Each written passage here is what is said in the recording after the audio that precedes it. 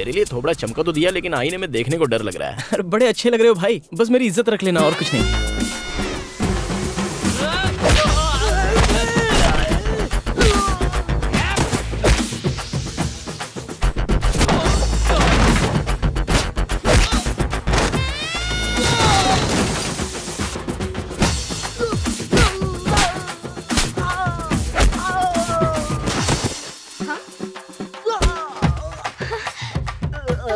आराम से ऑटो में बैठ के शो देखो ना। First day live show, front seat. तुम्हारे गूगल पे गूगल पे सर्च मार के ढूंढ लेता हूँ। अच्छा तो चूरा लगा रहा है। भैया भैया क्या है? भैया इधर क्या है? दो ना। ये ले। थैंक यू भैया। अबे कहाँ भाग रहा है तेरी तो? क्या रे मुझे उल्लू बनाता है? मुझे घनचक्कर समझा क्या?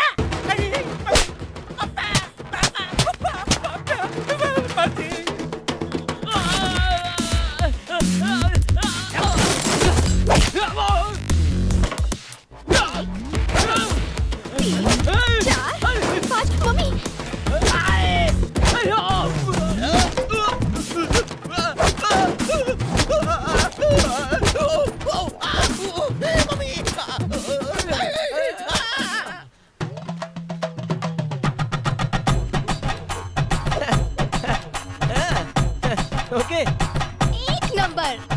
You go home, I will finish and come. अरे नो प्रॉब्लम, यू टेक तुम्हारा टाइम। लगता है भांडा फूटेगा।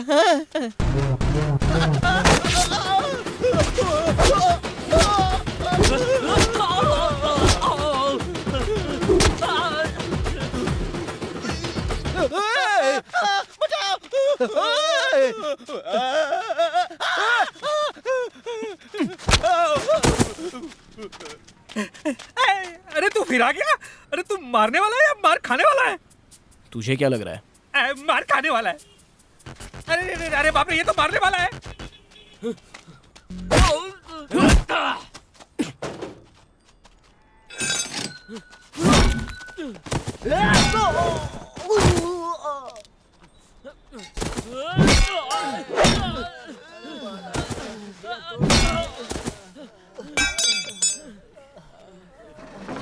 सब कुछ जैसा था वैसा ही सजा डालना। फर्जी डिग्री मामले में मिनिस्टर रंगा के खिलाफ फाइल की गई PIL की आज कोर्ट में सुनवाई है, जिसके लिए उन्हें कोर्ट में पेश होना पड़ेगा। नमस्कार जज साहब। Do you want to say anything about this case? हाँ मैं नहा के आया हूँ। बस मार रहा हूँ क्या? I am asking you, do you want to explain something to the court? चोट? अरे वो तो कल लगी थी, अभी एकदम फर्स्ट क्लास। MLA हूँ ना, फर्स्ट क्लास में ही ट्रैवल करता हूँ। I'm talking about your case. भेस? अरे भेस बदल के नहीं आया हूँ। आप पर ये इल्जाम है कि आपकी MA की डिग्री फर्जी है। आपका इस बारे में क्या कहना है?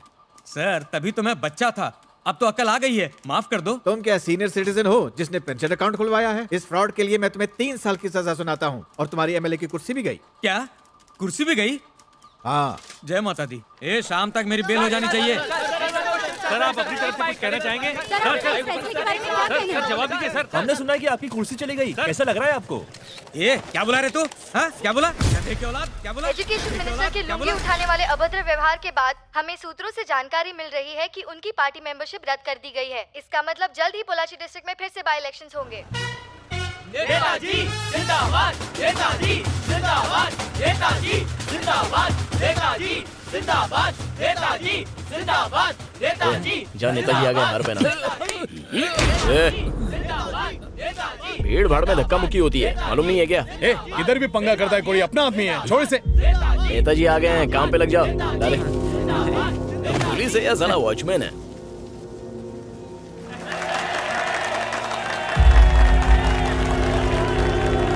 चल गाड़ी को आगे ले चल। थोड़ी। हाँ सर। यहाँ आना। सुनो, सीएम साहब थोड़ी देर में पहुंचने वाले हैं, रास्ते को जल्दी क्लियर करवाओ। कोई प्रॉब्लम है क्या? नहीं कुछ नहीं सीएम साहब, हमारी पार्टी की एक लड़की विरोध जताने के लिए सेलफोन टावर पर चढ़ गई है। हम किसी और रूट से चले जाएंगे। ये क्या कह रहे हो? हमारी पार्टी की लड़की सेल टावर पर चढ़ के विरोध कर रही है और तुम कह रहे हो कि हम उसे छोड़कर किसी और रूट से आगे बढ़ जाएं? मुत्तू, इसी रूट पे चलो। वैसे ये लड़की है कौन?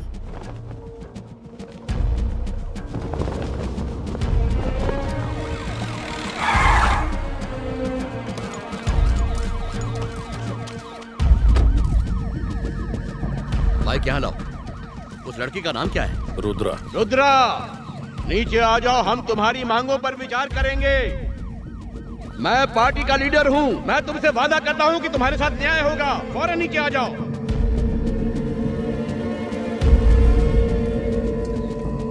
नमस्ते सीएम साहब। ये क्या रुद्रा, तुम हमारी पार्टी वर्कर हो, फिर ऐसा बचपना क्यों? हमारे मिनिस्टर रंगा राव को पोस्ट से निकाल दिया गया है। दरअसल ये ऑपोजिशन की एक चाल है। हमें इस केस को सुलझाना होगा और ये साबित करना होगा कि हमारे मिनिस्टर को इस केस में फंसाया है। बेटा, वो जाहिल आदमी मिनिस्टर बनने के लायक बिल्कुल नहीं है। वो 10वीं क्लास में 10 बार फेल हो चुका है। सीएम साहब, मैं जानती हूँ कि रंगा राव अनपढ़ है। इलेक्शंस होने तक मीडिया इस खबर को रात दिन हेडलाइंस बनाकर चलाएगा। मैं तो बस इस केस को उल्टा करके आने वाले इलेक्शंस में किसी तरह सीट जीतना चाहती हूँ। रुद्रा की मांग बहुत ही जायज मांग है। पार्टी रंगा राव का केस लड़ेगी और साबित करेगी कि वो बेगुनाह है, और फिर तब जाके सबको हम पर यकीन आएगा। सर एक और सवाल। Sir please. Thank you sir. CM sir, एक सवाल, क्या आप बताएंगे, क्या पार्टी रुद्रा जैसे समर्पित कार्यकर्ता को भविष्य में टिकट देने के बारे में सोच सकती है? इसका फैसला पार्टी मीटिंग में होगा और जब भी होगा आपको बता दिया जाएगा। पिछले 25 सालों से बाई इलेक्शन में हमारी पार्टी जीत नहीं पाई, लेकिन इस साल रूलिंग पार्टी की वजह से हमें एक मौका मिला है। इस बार हम जीत सकते हैं। रंगा की फर्जी मार्कशीट की खबर चलाकर मीडिया हमें आधा इलेक्शन तो ऐसे ही जिता देगी। बस हमें एक ऐसा उम्मीदवार चुनना है जो हमारी जीत को पक्की कर सके। तो कौन होगा वो उम्मीदवार? नेताजी, उम्मीदवार एक अनुभवी आदमी होना चाहिए, जैसे कि हमारे वीरा रेड्डी। इनका कैरेक्टर बहुत ही साफ है और ये 2 बार इलेक्शन भी जीत चुके हैं। पॉलिटिक्स में इनकी अच्छी खासी पकड़ है, जिसका हमें फायदा हो सकता है। नेताजी माफ करना, मुझे नहीं लगता वो सही उम्मीदवार है। ए, कोड़ी तू कुछ भी बोलेगा हम सुनते रहेंगे क्या? कोड़ी, तू तो बच्चा है, ज्यादा होशियारी मत कर। ज्यादा ही बड़ी-बड़ी बातें करने लगा है। मैंने कल महाकाल के मंदिर में 100 चक्कर काट के आपके लिए मन्नत मांगी थी। प्रसाद लीजिए लीडर जी। अरे लीडर तो अंदर बैठे हैं रुद्रा। पर मेरे लीडर तो आप ही हैं। कभी तुम टावर पे चढ़ जाती हो, कभी मंदिर के चक्कर लगाती हो और लीडर मुझे कहती हो। भाई वो प्रकाश माइक पर आपकी धज्जियां उड़ा रहा है। उसको बोल काट के रख दूंगा। हाँ हाँ भाई। देखा आपने, अगर पार्टी में पोस्ट ना हो तो कुत्ते जैसी जिंदगी होती है। हाँ बात तो सही है, लेकिन मैंने भी नेताजी से कह दिया है कि मैं जिसे चुनूंगा वही कैंडिडेट होगा। सीएम सर आपकी बात मानेंगे? मानेंगे, झक मार के मानेंगे। उनके बेनामी संपत्ति का मालिक मेरा बाप ही तो है। तो आप पहले ही अपने मन का कैंडिडेट चुन लीजिए। अरे वो तो मैं चुन चुका हूँ। हर्षद राणे उसके लिए एकदम सही कैंडिडेट है। वो वही करेगा जो मैं उसे कहूँगा। भाई वो हर्षद राणे माइक पे कह रहा है कि आप एक नंबर के कमीने इंसान हो। देखा, मैंने इसे सर पे चढ़ाया तब ये मेरे ही कान में मुत रहा है। ए, विक्रम शिंदे अभी भी अंदर है क्या? हाँ भाई, अभी भी अंदर है और आपके खिलाफ बकवास कर रहा है। एक मेरा राइट था, एक मेरा लेफ्ट था, अब लगता है दोनों ही कट गए। आपको इतनी टेंशन लेने की जरूरत नहीं है। आप बस आंखें बंद कीजिए और माँ दुर्गा आपको सही रास्ता दिखाएंगी। अरे मैं आंखें बंद करके क्या करूं? माँ दुर्गा तो सामने खड़ी है। हर्षद और विक्रम को मैं नहीं छोड़ूंगा। हाँ पकड़ के रख, मैं आ रहा हूँ। नेताजी, फेल होकर भी स्टेट का एजुकेशन मिनिस्टर बनना कोई गुनाह नहीं है, बल्कि गुनाह यह है कि रंगा राव ने पैसे खिला के एमए की जाली डिग्री ली है। कानून किसी अनपढ़ आदमी को इलेक्शन लड़ने से रोकता नहीं है। वैसे भी ये कोई सॉफ्टवेयर कंपनी तो है नहीं कि सबकी डिग्री चेक की जाए। हमारे कई ऐसे लीडर्स थे जिन्होंने अंगूठा छाप होते हुए भी लोगों की सेवा की है, महान काम किए नेताजी। मैं खुद भी ज्यादा पढ़ा लिखा नहीं, लेकिन लोगों ने आपको वोट डाला ना नेताजी। कुछ दिन पहले एमजी रोड पे एक्सीडेंट हुआ था, लेकिन धनराज भाई ने एम्बुलेंस के आने का वेट नहीं किया। उसने जख्मी लोगों को अपने ट्रैक्टर में डाला और हॉस्पिटल लेके चला गया। वो अनपढ़ है, लेकिन लोगों की सेवा करने से पीछे नहीं हटते। मेरी राय में तो इनको ही टिकट मिलना चाहिए। खड़े होना। नमस्ते नेताजी। पार्टी में सैकड़ों लोग हैं, लेकिन पार्टी की इज्जत ऐसे लोगों से ही बनी हुई है नेताजी। और मेरे पे विश्वास ना हो तो वीरा भाई से पूछ लो। क्या वीरा भाई, सही है ना? सही कहा। ठीक है नेताजी, धनराज को खड़ा होने दो। है ना? सही कहा ना?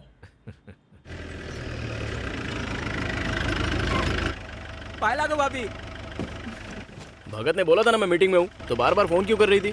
तुम्हें खुद ही समझ जाना चाहिए ना कि मुझे कोई जरूरी काम होगा। मैंने तुम्हें 13 फोन किए, तुम्हें भी समझना चाहिए ना कि कोई जरूरी काम होगा। अरे 56 छुरी भड़कती गाय को है। एमएलए कैंडिडेट का सिलेक्शन चल रहा था, अपन ने जो बोला वही कैंडिडेट सिलेक्ट हो गया है। अरे जब अपन बोलना शुरू किया ना तो नेताजी ने भी अपनी बातों का समर्थन किया, पता है? चल बोल, यहाँ कहीं को बुलाया, बोलना। तुम्हारी जितनी जरूरी बात नहीं है, पर आने वाले इलेक्शन में पार्टी मुझे टिकट दे रही है। क्या बात कह रही है, सचमुच? सिर्फ इतना ही नहीं, इलेक्शन खत्म होने तक मैं अपने पोस्ट पर ही रहूंगी। ये सच है? तेरे को पोस्ट देने वाला कोई अंधा था क्या? क्या कहा? तुम्हारे कहने का मतलब मैं इसके लायक नहीं हूँ? तेरी पार्टी में किसी को भी उठा के टिकट दे देते हैं क्या? तुम्हारी पार्टी में ऐसा होता होगा, मेरी पार्टी में टैलेंट की कद्र है। कितनी बार कहा कि मेरी पार्टी में आ जाओ। पर तुम मेरी बात सुनने को तैयार ही नहीं हो। देख रुद्रा, मेरे नेताजी जानते हैं कब किसको क्या देना चाहिए क्या नहीं, और सीएम रंगा के काम से नाराज हो चुके थे, इसलिए एमएलए की टिकट तुम्हारी झोली में आ गिरी। हाँ, लेकिन ऐसा हुआ तो है ना, तुम मेरे लिए खुश नहीं हो क्या? अरे रुद्रा, अरे मैं बहुत खुश हूँ मेरी जान, आजा लेट जा, आजा आजा। तू एमएलए कैंडिडेट बन गई है, हाँ? साथ में जिला सचिव भी है, तुझे तो मेरे से भी बड़ी पोस्ट मिल गई है। अब जरा मेरी भी तो फिक्र कर। हाँ? मुझे तुम्हारी बहुत फिक्र है। अच्छा। इलेक्शंस के बाद मुझसे शादी कर लेना, फिर तुम्हारी चांदी। अरे यार कर दी ना बोरिंग वाली बात, अरे वो सब तो होता रहेगा, फिलहाल तो मस्ती कर लेते हैं।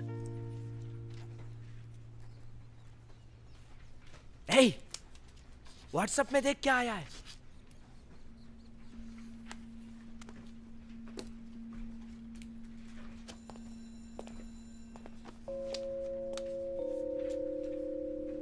इस बात को तो मैं भी मानता हूँ कि स्टूडेंट्स को पॉलिटिक्स में इंटरेस्ट लेना चाहिए, लेकिन लेक्चर के दौरान नहीं।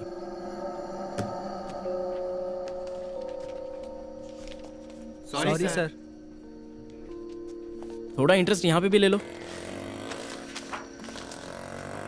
मुझे अभी के अभी पैसों की जरूरत है, पता भेजो, वहां ले आओगे?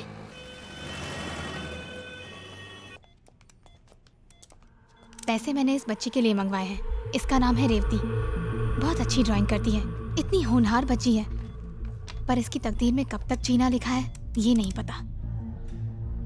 तुमने मुझसे उस दिन पूछा था ना कि मैं पैसे क्यों बचाती हूँ? अपने गांव वालों की मदद के लिए। मालती। हाँ दीदी। यहाँ आओ। मैंने पैसों का बंदोबस्त कर दिया है दीदी, अब रेवती ठीक हो जाएगी। ये मेरी बहन है और ये उसके ससुर जी। नमस्ते जी। गांव में सबकी हालत इतनी खराब क्यों है? ये कोई भगवान की मर्जी नहीं है, अन्नामलाई में बनी मर्क्यूरी की फैक्ट्री इसकी वजह है। लेकिन फैक्ट्री को तो बंद कर दिया गया था ना। फैक्ट्री बंद करने से क्या होगा? मर्क्यूरी का जहरीला कचरा तो वहीं की जमीन में दफन है। बेटा, WHO की रिपोर्ट ये साफ साफ कहती है कि मर्क्यूरी दुनिया का सबसे जहरीला पदार्थ है। जमीन में दफन होने के कुछ सालों बाद मर्क्यूरी मिथाइल मर्क्यूरी में बदल जाती है, जो मर्क्यूरी से भी कई गुना ज्यादा खतरनाक होता है। इससे उस जमीन में उगने वाले पेड़ पौधे, सब्जियां, पानी में मौजूद मछलियां, यहाँ तक कि उन्हें खाने पीने वाले इंसान भी धीरे धीरे मौत के मुंह में जा रहे हैं। बेटा, मर्क्यूरी का जहर फैक्ट्री के 25 किलोमीटर के इलाके में फैल चुका है। यहाँ इतनी प्रॉब्लम्स हैं तो ये बातें आप सरकार को क्यों नहीं बताते? हमने कितनी बार बताया बेटा, रिपब्लिक पार्टी सिर्फ वही मुद्दे सुलझाती है जिससे अमीरों को फर्क पड़ता है या फिर उनके वोट बैंक को फर्क पड़ता है, तो वो उन्हीं मामलों को उठा के सुलझाते हैं जिनमें उन्हें फायदा नजर आता है। हम पहाड़ों पर रहने वाले 100-200 आदिवासी हमारी कौन सुनेगा? किसके पास इतना वक्त है बेटा? तो ये बात आप अपोजिशन वालों को बता सकते हैं। यही तो रोना है, कोई हमारी बात सुनता ही नहीं। मिनिस्टर वीरा रेड्डी ने 20 करोड़ की रिश्वत लेकर रिपोर्ट में ये झूठ लिखवा दिया कि फैक्ट्री के आसपास मर्क्यूरी के मलबे को पूरी तरह से हटा दिया गया है और उस केस की फाइल भी बंद कर दी। हमने सबका दरवाजा खटखटाया, कई डिपार्टमेंट में गए, सॉइल टेस्ट करवाई, वाटर टेस्टिंग करवाया, इतनी गालियां खाई, ताने सुने, उसके बावजूद केस से जुड़े कई अहम और जरूरी डॉक्यूमेंट्स जमा किए। मेरे पास कई बड़े एनजीओ के प्रूफ भी हैं, लेकिन मैं लेकर किसके पास जाऊं? सालों पहले एक बेचारे आदमी ने फैक्ट्री को बंद करवाने के लिए खुद को आग लगा ली थी। अगर हम सब मिलकर आज अपने आप को जला भी देना, फिर भी हमें इस जन्म में न्याय नहीं मिलने वाला।